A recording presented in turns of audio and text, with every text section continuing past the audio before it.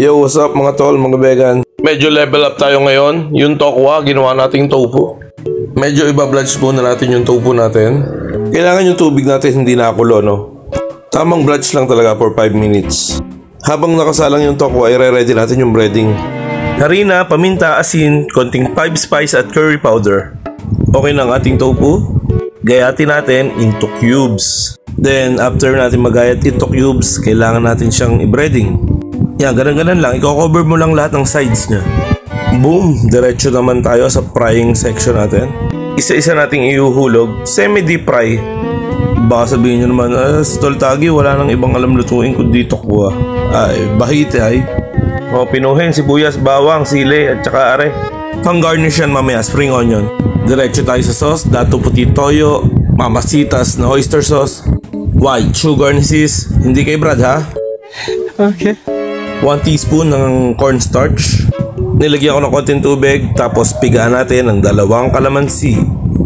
To be honest mga tol, mga vegan, ginaya ko lang tong lutong ito. Sizzling tofu ng Suki. Medyo malimit tayo doon nun eh. At ito ang isa sa paborito naming pulutan doon. Well, hindi naman gayang-gaya, version ko lang.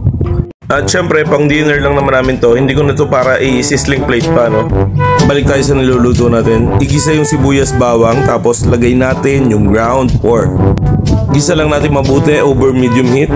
Para doon sa mga kagaya ko na favorite din tong i-order sa Suki. Comment naman kayo dyan.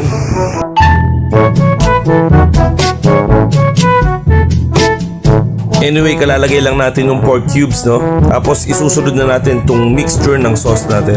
Kung gusto nyong medyo gayang-gaya yung consistency nung sa Suki, medyo dagdagan nyo yung tubig tapos bawasan nyo yung toyo. Ito kasing version ko, mas thick yung sauce at saka mas darker siya.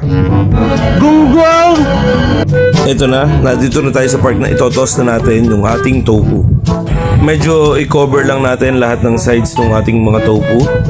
Sinadya ko mas darker tong version na to kasi iuulam namin to sa kanin. Kung gagawin yung pampulutan, kayo na lang mag-adjust. Depende nyo naman yan sa panlasa nyo. We're almost done. I-garnish na natin ang ating spring onions. Sana all. At boom! Ang ating tofu ala Suki. Bakbake!